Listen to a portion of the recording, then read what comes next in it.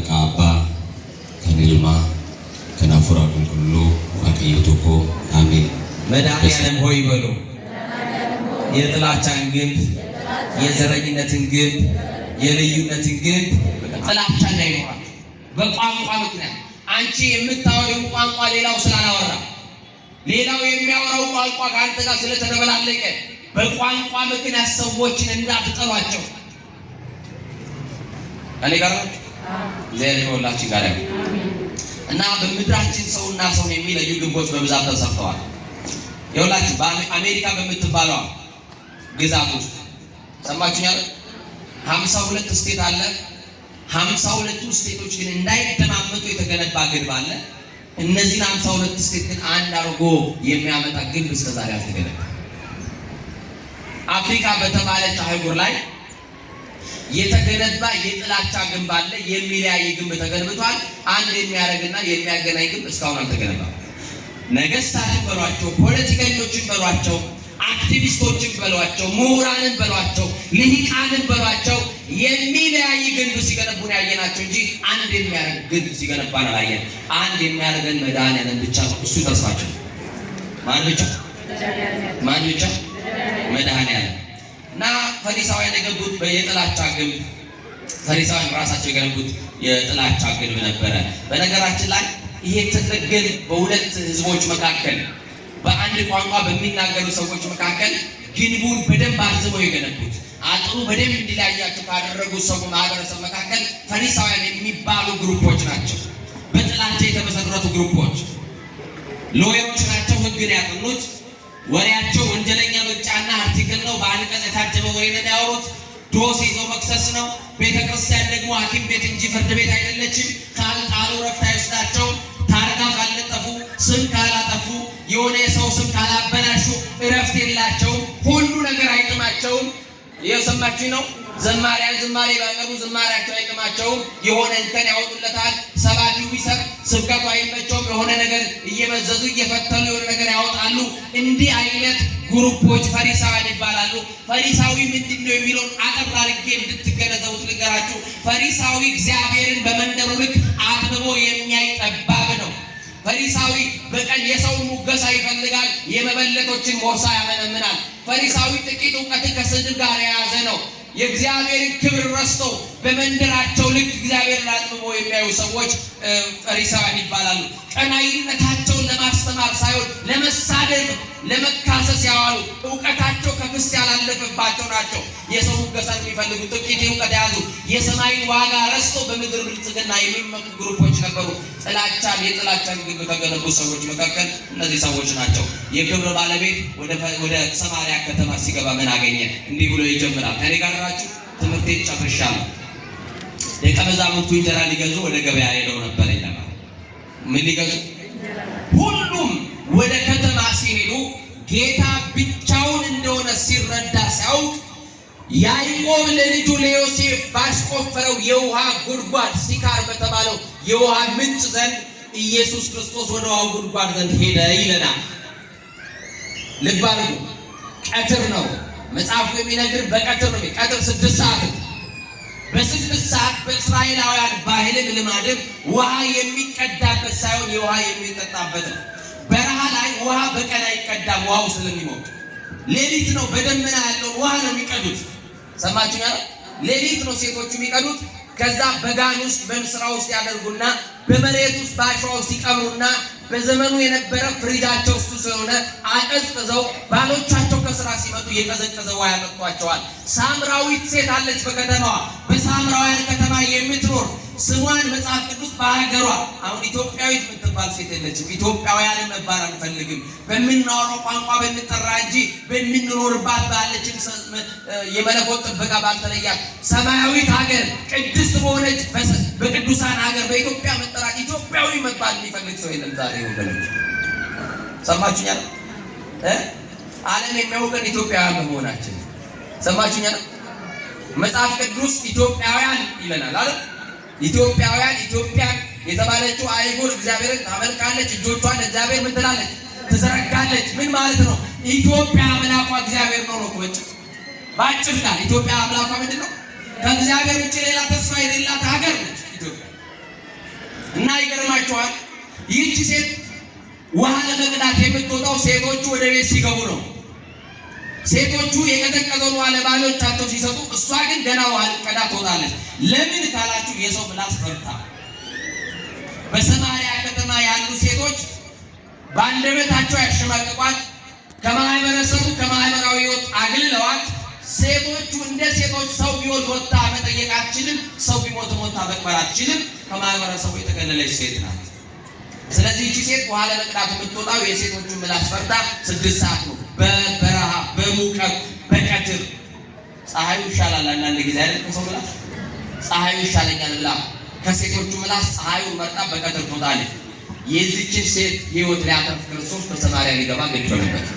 በሳምራውያንና በአይሁዳውያን መካከል የጥላቻ ግንብ ከማህበረሰቡ የተለየችውን ይችን ሴት የተገነባባትን የጾታ ግንብ አፍርሶላት ወደ ማህበረሰቡ ሊቀላቅላት ክርስቶስ ማንም የጾታ መብት የሴቶች የጾታ መብት ተሟጋች በሌለበት ክርስቶስ ስለ ሴቶቹ ጾታ በጾታቸው ስለሚደርስባቸው ነገር የተሟገተው ክርስቶስ ሴቶቹን ነፃ ያወጣቸው ክርስቶስ።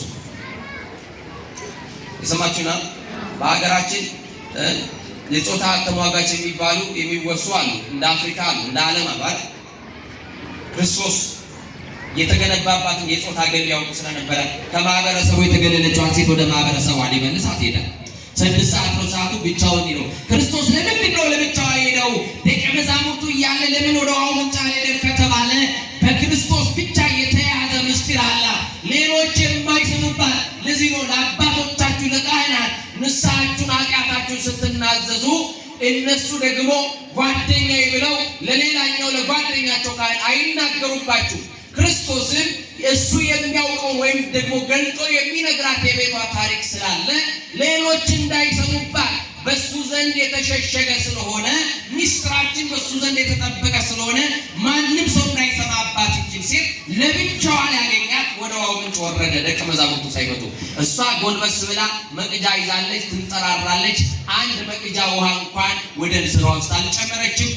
ማድጋዋ ባዶ ነው፣ እንስራዋ ባዶ ነው። ያ ባዶ የተሸከመችውን ስራ የሚያሳየው ትዳሯ ነው። ትዳሯ ባዶ ነው። እያገባች ትፈታለች፣ እያገባች ይሞቱባታል። ትዳር አልተስተካከለላትም። ባዶ ህይወት የተሸከማችሁ ሰዎች አላችሁ። ወልዳችሁ ያልተባረካችሁ፣ በትዳራችሁ በልጅ ማጣት በልጅ ናፍቆት የምትሰቃዩ የሆነ ጉድለት በህይወታችሁ ውስጥ ያለባችሁ ሰዎች ትኖራላችሁ። ይህቺ ሳምራዊት ሴት ጎንበስ ብላ ቀርቅራለች። አንድ መቅጃ ውሃ እንኳን ግን ወደ እንስራዋ ውስጥ አልጨመረችም። ባቀረቀረችበት ባጎነበሰችበት ከጀርባዋ ቆመና ክርስቶስ እንዲህ አላት፣ አንቺ ሴት ውሃ ጠጪኝ አላት። የተጠማችው ሊያጠጣ የመጣው ጌታ የተጠማ መስሎ ጠየቃት። የተጠማችው እሷ ናት፣ እሱ ግን ጠየቀ። የእያንዳንዳችን በጎ ፈቃድ ክርስቶስ ይጠይቃል። ሊያድነን እንኳን ልትድን ትወዳለህ ብሎ ፈቃደኝነታችን ይጠይቃል። ያለ ፈቃዳችን የሚያደርገው ነገር የለም። ክርስቶስ ኃጢአቷን በራሷ አንደበት እንድታምነት ይፈልጋል። ምን አለ? ውሃ አጠጪኝ አላት። ምን አጠጪኝ? ውሃ አጠጪኝ አላት። እሷም ይህንን የተናገራትን ሰው ለማየት ቀና ስትል የአይሁዳውያንን ባህል የአይሁዳውያንን አለባበስ ለብሷል ክርስቶስ። አይሁድና ሳምራውያን ደግሞ አይተባበሩ ብዬ ነግሬያቸዋለሁ። አይሁዳዊ በነካበት ዕቃ እንኳን ውሃ አይጠጣም። አይሁዳዊ እጁን ዘርግቶ ሳምራዊ ሰላም አይልም። ክርስቶስ የዘር ሐረጉ ምንድን ነው ብያቸዋለሁ? ከአይሁድ ነው። እሷ ደግሞ ሳምራዊ ነች። አይነጋገሩም። በፍጹም ጥላቻ አለባቸው። ታያችሁ። ክርስቶስ ውሃ አጠጪኝ ሲል ቀና ብላ ስታየው አይሁዳዊ ነው። እንዲህ ብላ መለሰችለት። ስለ ውሃው አልመለሰችለትም፣ ስለ አለባበሱ አያችሁ። እንዲህ አለችው፣ አንተ አይሁዳዊ ስትሆን እኔ ሳምራዊ ከመሆን ሴት እንዴት ውሃ ትለምናለህ አለችው። ሰማችሁኛ? አዎ እንዲህ ነው ዛሬ። እኔ አማራ ስሆን አንተ ኦሮሞ ስትሆን፣ እኔ ትግሬ ስሆን አንተ ጉራጌ ስትሆን ብለን እንዲህ በዚህ ልክ ነው የምንለያየው። አንተ አይሁዳዊ ስትሆን አሁን የሚነጋገሩበት ቋንቋ ስንት ነው ብያቸዋለሁ? ስንገሩኛ አንድ ባይሆን ኖሮ ይግባቡ ነበር? ነገሩኛ ቋንቋቸው አንድ ነው። አያችሁ፣ ልዩነት የፈጠረባቸው አይሁዳዊ መሆኑን ያወቀች በአለባበሱ አለባበሱ። ስለዚህ አይሁዳዊ ስትሆን እንዴት ከኔ ውሃ ትለምናለህ አለችው። አይሁድ ከሳምራውያን ጋር በስርዓት የተባበሩ ነበርና ጌታችን ኢየሱስ የእግዚአብሔር ስጦታና ውሃ አጠጪኝ ብሎ የሚለምንሽ ማን እንደሆነ ብታውቂ አንቺ በለመንሽው አላት። የእግዚአብሔር ስጦታ ነው ውሃ። እውነት አሰብ አሁን በበራችሁ አንድ የጠማው ሰው መጥቶ ውሃ አጠጡኝ ቢላችሁ ምን ትሉት ይሆን? እኔ አላውቅም። የዚህ ነው ንጹህ አጠማኝ ቢላችሁ ያ ምስኪን መስሎ ደሃ መስሎ በራችሁ በራችሁ ላይ ቆሞ ማን እንደሆነ እኮ አታውቁት። አማኑኤል ነው የምታውቁት። መድኃኒዓለም ነው በምን ታውቃላችሁ? የቤትን ጉድለት አይቶ መጥቶ ፈቃደኝነትን እየጠየቀ ሊባርክልሽ ሊሞላልሽ ሊያስተካክልልሽ በርሽ ላይ ቆሞ ፈቃደኝነታችሁን እየጠየቀ አጠጡኝ ብሎ ቢለምናችሁ በር ትዘጉበት? ሻክቶ ለሚደፋ እንጀራ አብሉኝ ብሎ አጠገባችሁ በራችሁ ላይ መጥቶ ለሚለምናችሁ በር ትዘጉበት? አያችሁ? ውሃ ጠጪ ብሎ የሚለምንሽ ማን እንደሆነ ብታውቂ አንቺ ደግሞ በለመንሽው ነበር፣ እሱ ማለት የሕይወት ውሃ በሰጠሽ ነበር ብሎ አላት። የሰማችሁ ነው? ጌታ ወይ ምክንያት አመጣቸው። ሰማችሁ? መቅጃ እንኳን የለህም ጉድጓዱ ጥልቅ ነው አለች። ምን የለህም ማለት ንገሩኝ እንጂ ነፋሳት ቢታዘዙለት ደመናውን አዞ ዝናባትን ማዝነብ የሚችለው በደመና ላይ ውሃን ዝናብን የሚቋጥር ዘያቅሮ ለማይ ውሃን ቋጥሮ ማፍሰስ ማዝነብ የሚችለው የዝናቡ ጌታ መቅጃ የለህም። ምክንያት ጉድጓዱ ደግሞ ርቋል፣ ጥልቅ ነው። እኔ የምደክመው የምንጠራራው ውሃ ለመሙላት ነው። እኔ ራሱ አንድ መቅጃ ውሃ አላገኘውም እያለች ምክንያት አመጣች። ከዚህ በጣም የሚገርም ምክንያት ነው የደረደረችለት። እንዲህ አለች፣ ቀጠለችና ይሄን ጉድጓድ ከሰጠን ይሄን ጉድጓድ ከቆፈረልን ከያዕቆብ ትበልጣለህ አለችው። ከማን ትበልጣለህ? ያዕቆብ ልጆቹ ከብቶቹ ከዚህ ውሃ ጠጥተዋል። ጌታ መለሰና ያዕቆብ ልጆቹ ከብቶቹ አው ከዚህ ውሃ ጠጥተዋል፣ እነሱ ግን ሞተዋል። እኔ ከምሰጠው የሚጠጣ ግን ለዘላለም አይጠማም አላት። ክብር ለስሙ ይሁን። እሱ ከሚሰጠን ብንጠጣ ለዘላለም አይጠማም። የዚህ ዓለም መጠጥ ጠዋት ቢበሉት፣ የዚህ ዓለም መብል ጠዋት ቢበሉት ለከሳት ይርባል። የዚህ ዓለም መጠጥ ጠዋት ቢጠጡት ለከሳት ይጠማል። ጥማችንን የቆረጠ የሕይወት መጠጣችን ኢየሱስ ክርስቶስ እና አሁን ምክንያት የላትም። ጌታ ሆይ እንግዲያውስ እንዳልጠማ አለች። ምን እንዳልጥ? ሴቶቹን ተሸማቅቄ አዩኝ አላዩኝ ሳልን ክንብንቤን በራሴ ደፍቼ ያው በዚህ ጠራራ ፀሐይ ውሃ ለመቅዳት ወደዚህ ከሚመጣ አንድ ጊዜ እባክህ ሙላልኝ። ምን በልልኝ? የሕይወት ውሃ እፈልጋለሁ፣ አንድ ጊዜ ስጠኝ። እንግዲያውስ እኔ ከምሰጠው መጠጣት ከፈለግሽ ብቻሽን አይደለም ባልሽን ጠርተሽ ነይ አላት። ማንን ጠርተሽ? ማንን ጠርተሽ? ባልሽ። በዚህ ሰዓት ምን አለች? ባል የለኝም አለችው። ለማን? ክርስቶስን ማዋሸት ይቻላል? እግዚአብሔርን ማዋሸት ይቻላል? ባል የለኝም በማለትሽ ሁለት ተናገርሽ። ቀድሞ 5 ባሎች ነበሩሽ። ቀድሞ ማለት ፓስተር ያለፈ ማለት ቀድሞ ስንት ባሎች? አሁን በቤትሽ ያለው ምንሽ አይደለም ማለት ባልሽ አይደለም አለ። ሰዓቱ ስንት ሰዓት ነው? አቤት ቀድሞ 5 ባሎች በቤት ካለው ጋር ስንት ሊሆኑ ንገሩኛ? ስንት? ባል የለኝም በማለትሽ ሁለት ተናገርሽ። ለአንድ ሰው የተፈቀደው ስንት ነው? ከአንድ በላይ ምንድን ነው? ኮንትሮባንድ ነው ነው እንዴ? በሉ ጉምሩክ እንዳይዛችሁ ተጠንቀቁ። በከተማ ያሉ እንደው ትንሽ ልማቸው ሰማችሁ? በከተማ ያሉ አንዳንድ ሰዎች ሁሉም አይደሉም፣ ገና ከቤት ሲወጡ ቀለበታቸውን ኪሳቸው ውስጥ ይጨምራሉ። ከቤት ሚስቱን ግንባር ስሙ ይወጣሉ። ሚስት ባል የሚስቱን ግንባር ስሙ ማይ ኤቭሪቲንግ ማይ ምናምን ብሏት ውሸት እኮ ድለላ ባፍ እማንኖረው ነው እያወራ ከዛስ ገና እግሩ ከግቢው እንደወጣ ፍልቅቅ አርጎ አውጥቶ ኬሱ ይከታል። አላገባውም ይላል፣ ይቀጥፋል፣ ይዋሻል፣ ያጭበረብራል። ያቺ እንዲህ እያልን እግዚአብሔርን ያሳዝንበት ብዙ ጊዜ አለና አማኑኤል ይማረን። በትዳራችሁ ጸንታችሁ እንድትኖሩ አማኑኤል ይርዳችሁ። እና ባል የለኝም በማለትሽ ሁለት ተናገርሽ። ቀድሞ 5 ባሎች ነበሩሽ፣ አሁን በቤት ያለው ባልሽ አይደለም ብሎ ሚስጥሯን ገለጠላት። ይሄንን ምስጢር ነው ደቀ መዛሙርት እንዳይሰሙ። አያችሁ፣ በክርስቶስ ብቻ የተደበቀው ሚስጥሯን ሌሎች እንዳይሰማባት ጉዷችንን ነውራችንን እንደ ብቅል አላሰጣብንም። አማኑኤል ሸሽጎልናል። የሰው ቁንጮ ስትነጨው የሰው ጎፈሬ ስታበጥሩ ዘመን እንዳያቀርባችሁ። ስለ ሰው እንዳታወሩ ምእመናን፣ የሰው ቤት ገብታችሁ እንዳትፈተፉ። በየቡናው ሲኒ ይዛችሁ የሰው ስም እንዳታነሱ የእናንተ ኃጢአት እንደተሸፈነላችሁ አስተውሉ። እንደዚህ እንዲህ አለችው። ነቢያት እኮ ነግረውናል፣ መሲሁ ክርስቶስ ይመጣል፣ እሱ ሲመጣ ሁሉን ይነግራቸዋል ብለውናል። ማን አንተስ ነቢያት የተናገሩልኝ ይመጣል የተባልኩት? የማነጋግርሽ አዎ የነቢያቱ ቃል ተፈጽሞ ከሰማይ የወረድኩት እኔ ነኝ። ላድንሽ የመጣሁ እኔ ነኝ። የዘረኝነትን ግንብ ላፈርስልሽ፣ ሰዎች በክፋት የገነቡባችሁን የክፋት አጥር ላፈርስ የመጣሁት እኔ። ማነጋግርሽ አምላክሽ ነኝ፣ ኢየሱስ ክርስቶስ ነኝ አላት።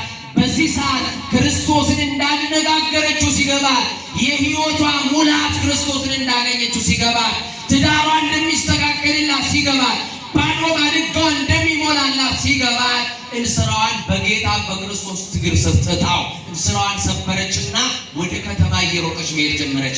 አሁን ሰባኪ የሆነች አንድ ሴት በሰማርያ ማታገኘዋ ሴት፣ አንድ ሴት ሳታገኝ ተሸማቃ የምትኖረዋ ሴት፣ ሰው እንዳይ ብላ የምትወጣዋ ሴት፣ በማንነቷ የምታፍሯ ሴት፣ በማንነቷ ያፈረችዋ ሴት፣ በማንነቱ ልትተርክ ከተማ ወጣች። በማንነታችሁ ማፈር የምታቆሙት ክርስቶስን ስታገኙ። ሰማችኋል? የእሱን ማንነት ብቻ እየተረካችሁ የእናንተን ማንነት ዓለም ምንም ይለዋል። እናንተ ግን የእሱን ማንነት እየተረካችሁ እሱን መግለጥ ስትጀምሩ እናንተ ደግሞ እሱ ይገልጣችኋል። እና ከዛ በጣም ወጣችና ስብከት ጀመረች። ምን አለች? ሚስጥሬን ሁሉ የነገረኝን እየሰማችሁ ምን የነገረኝ? የቤቴን ጉድለት ሁሉ የነገረኝን አግኝቼዋለሁ። ነቢያት የነገሩንን ይመጣል ብለው የነገሩን መጥቷል። ቤታችሁን ዘግታችሁ ቀዝቃዛዋ የምትጠጡ የሚያስጠማው ውሃ ነው የምትጠጡት፣ የማያስጠማው ክርስቶስ በደጅ አለላችሁ ነው እያለች መላ የሰማርያን ሴት በኋላ ይዛ ወደ ክርስቶስ መጣች። አንዷ ተሰበከች፣ አንዷ ክርስቶስን አገኘችና አንድ ሀገር ያሉ ሴቶችን ሙሉ ወደ ክርስቶስ አመጣች። አሁን እናንተ የተሰበካችሁ ሌሎችን ማምጣት እንኳን ባትሉ እናንተ በሃይማኖት እንድትጸኑ፣ አዲስ ማምጣት ባትሉ እናንተ እንኳን እንድትጸኑ። እቺ ሴት ወደ ክርስቶስ አመጣች። ያሳሳባትን ኑሮ አልረሳችው፣ ስሯን ጥላ ሄደች። ያልፈለገችውን ኃጢአት አመነች። ኃጢአቱን የሚሰውር አይለማም ተብሎ ተጽፏልና ሸሽታቸው በቀትር ትመጣው የነበረውን የሰማርያን ሴቶች በቀትር ትዘጋቸው ሄደች። በማንነቷ ማፈር አቆመችና ማንነቱን መጠበቅ ጀመረች። በቀን አንድ ሴት የማታገኝ ሴት መላ የሰማርያን ሴቶች አገኘች። ሰብረን መውጣት ያልቻልነው ዘረኝነትን ነው። ሰብረን መውጣት ያልቻልነው ጥላቻን ነው። እንስራ አይደለም የምንሰብረው ዛሬ ጥላቻን እንድንሰብር፣ ዘረኝነት እንድንሰብር፣ ክፉ አመለካከት እንድንሰብር፣ ልዩነት እንድንሰብር አማኑኤል ሁላችንም ይርዳል። ይህች ሴት አሁን የዘረኝነትን ግንብ ሲያፈርስላት ክርስቶስ ወደ ከተማ መሄዷ የጾታን ግንብ አፍርሶላት ከሴቶቹ የማትደባለቋን ወደ ሴቶች ወደ ማህበረሰቡ እንደደባለቃት ሁሉ ከሰው ተገለው የሚኖሩትን ክርስቶስ ሲያገኛቸው ወደ ማህበረሰቡ ያመጣቸዋል። መጋረጃ የተጋረደባቸው ከመጋረጃ ወጥቶ በአደባባይ ማቆም ይችላል። የዘረኝነትን የጥላቻ ግንብ ለዚህ ሴት እንዳፈረሰላት በአይሁድና በሳምራውያን መካከል የነበረውን ጥላቻ እንዳፈረሰ ኢትዮጵያውያንን በእኛ መካከል እርስ በርሳችን የተገነባውን ግንብ አፍርሶልን እንደ ቀድሟችን ኢትዮጵያውያን በአንድነታችን በአብሮነታችን የምንቆይ የምንሰንበት ያድርገን። ኢትዮጵያ ሀገራችን ምስራቁን፣ ምዕራቡን፣ ሰሜኑን፣ ደቡቡን በአንድነት እንዲጠብቅልን አምላካችን እግዚአብሔር ስሙ በቅዱስ ፈቃዱ ይሁንልን። እስቲ ከፍ አድርጉና እጆቻችሁ ወደ ላይ አንሱ። ሁለት እጃችሁን ከፍ አድርጉ። ጥላ ያዛችሁ ግድ የላችሁም እናንተ ጥላ ይዛችኋል፣ ግድ የለም። ልጅ ያዛችሁ ስልክ ያዛችሁ እንኳን ችግር የለም። እስቲ እጃችሁ ባዶ የሆነ ከፍ አድርጉ እጆቻችሁ